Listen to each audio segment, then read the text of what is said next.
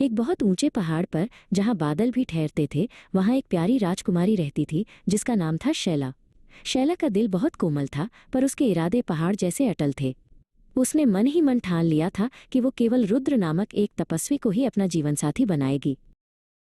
रुद्र एक महान तपस्वी थे जो घने जंगलों में गहरी साधना करते थे। शैला जानती थी कि उन्हें पाना आसान नहीं होगा, पर उसका निश्चय अडिग था। उसने भी रुद्र की तरह कठोर तपस्या करने का फैसला किया। शैला ने जंगल में अन्न जल त्याग कर केवल रुद्र का ध्यान करते हुए कई दिन बिताए।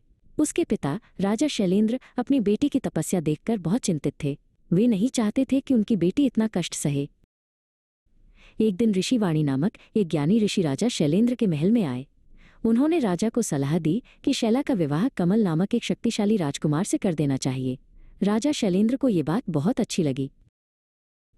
जब शैला को पता चला कि उसके पिता उसका विवाह कमल से करने वाले हैं, तो वो बहुत दुखी हुई। उसकी आंखों में आंसू भर आए। उसने अपनी सबसे अच्छी सहेलियों को बुलाया और उन्हें अपनी सारी व्यथा बताई। शैला की सहेलियां भी उसकी बात सुनकर परेशान हो गईं। उन्होंने एक योजना बनाई। उन्होंने शैला को उसके पिता के महल से चुपचाप हरण कर लिया और उसे एक बहुत गहरे शांत जंगल में छिपा दिया।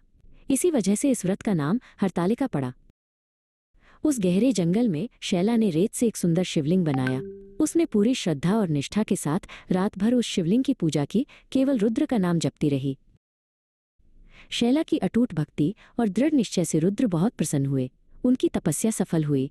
अचानक एक दिव्य प्रकाश के साथ स्वयं रुद्र शैला के सामने प्रकट हुए। रुद्र ने शैला से कहा, हे शैला, तुम्हारी भक्ति ने मेरा मन मोह लिया है।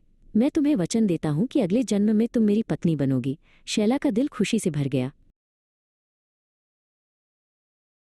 और जैसा रुद्र ने कहा था, अगले जन्म में शैला और रुद्र का विवाह हुआ। उनकी प्रेम कहानी आज भी हरतालिका तीज के रूप में मनाई जाती है, जो अटूट प्रेम और दृढ़ संकल्प का प्रतीक है।